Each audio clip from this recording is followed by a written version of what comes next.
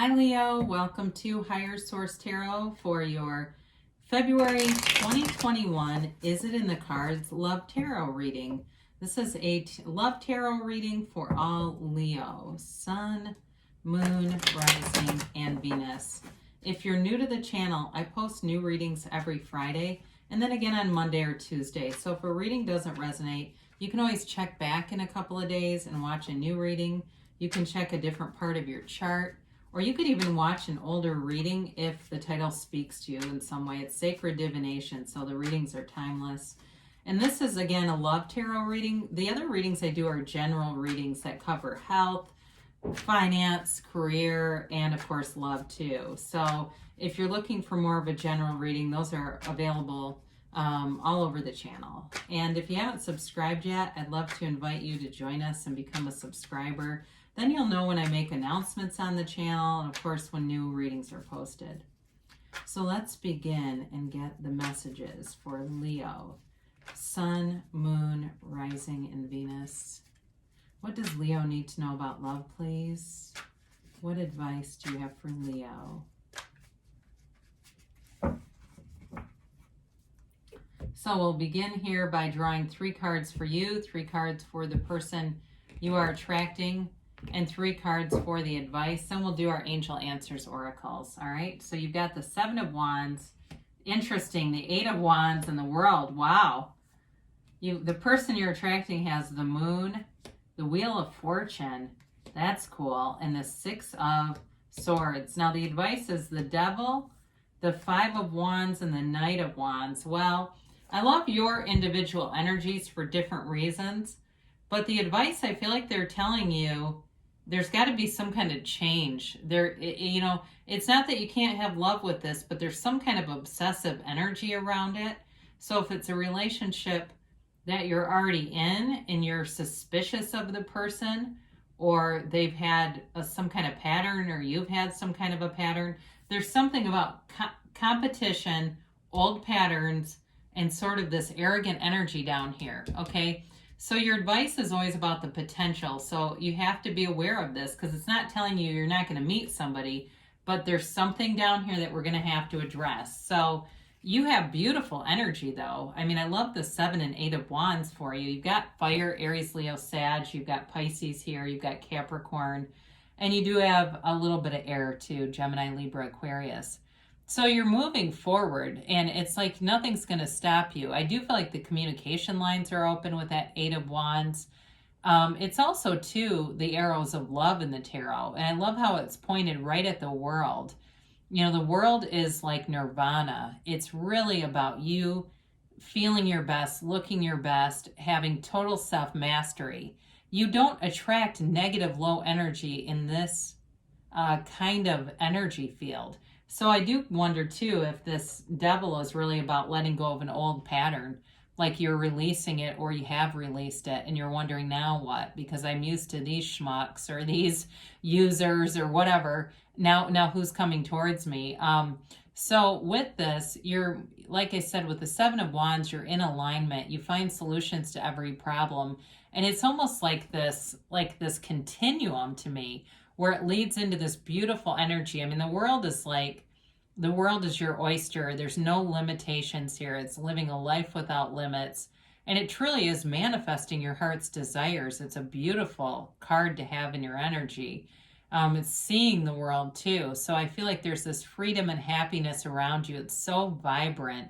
And what you or who you attract, situations that you attract, are high vibrational. They're a match, and they bring in more. They bring in abundance. So I do feel like whoever you have here may have been on a spiritual quest with the Moon here. You know, it has everything is born out of the seat of the soul, or this pool of consciousness here. And so this person may have been on a journey of self-exploration, but it's also, too, about hidden elements. It's about hidden information. And so if there's something with, like I said, somebody that's new in your life, there may be something about their past that they need to talk to you about, and they have fear around it.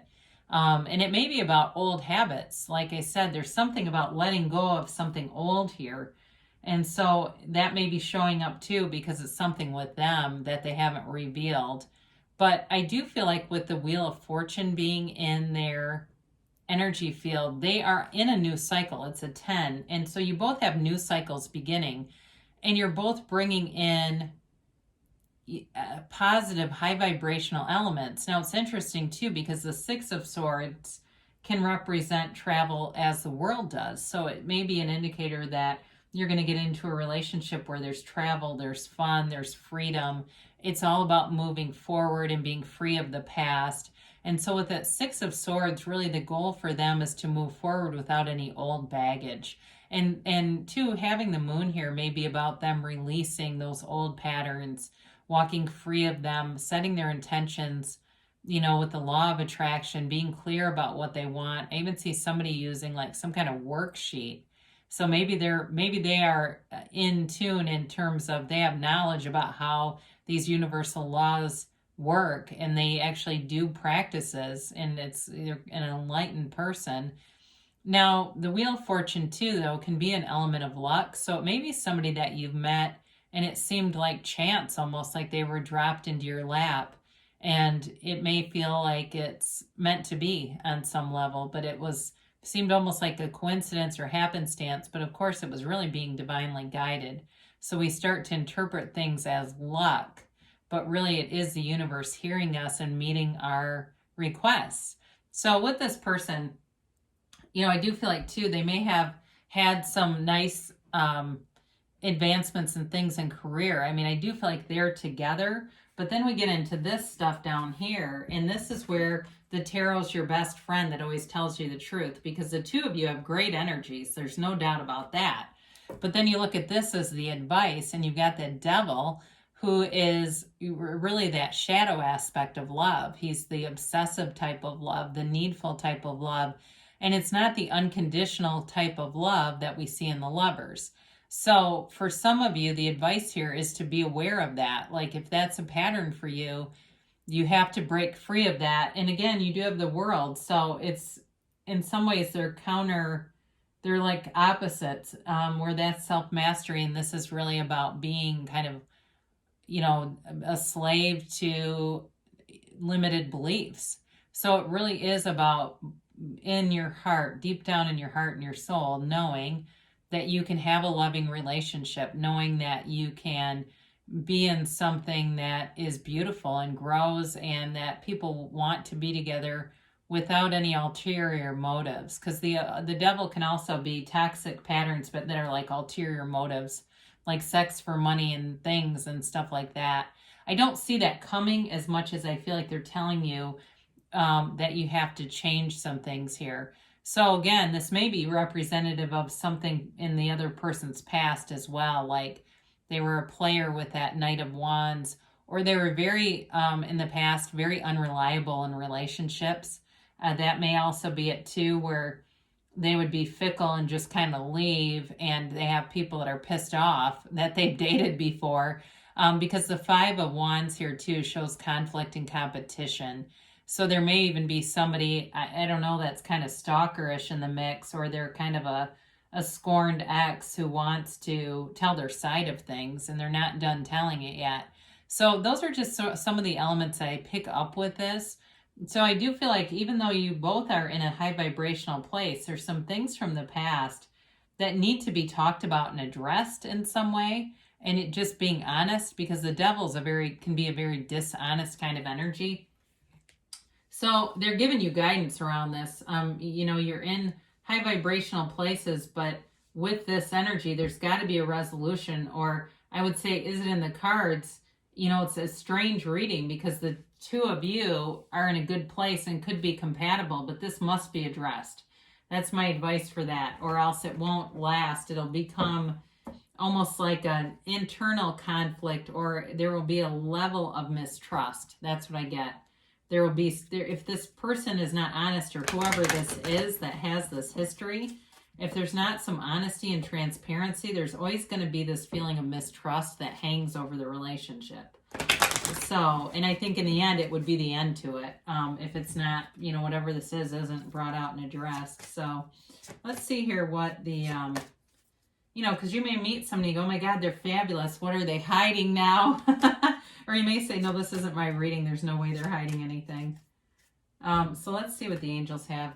They say meditation brings answers. So quieting your mind, allowing your mind to be completely expunged of any thoughts, just being evacuated. And that will help you to get into the alignment.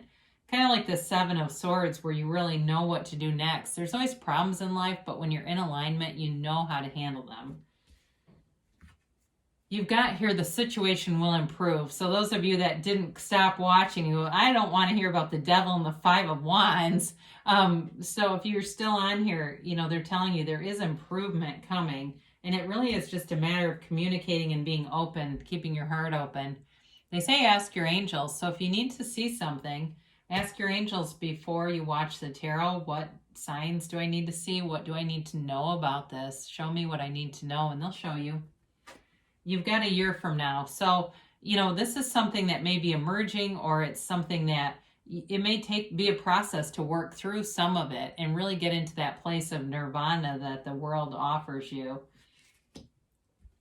You've got a yes, though. I mean, they do say yes. It's an emphatic kind of a yes. I mean, there's no downside to this. So if you were a little bit nervous, they're telling you it's okay. They're trying to reassure you.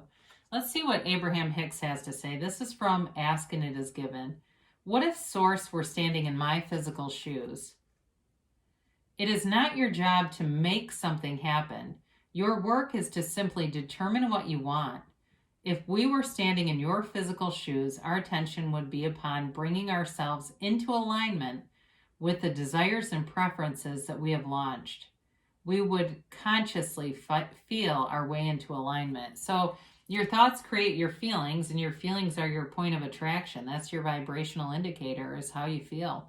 So feel good, and good things will come back to you. So I love you, Leo, and I'll be back again soon.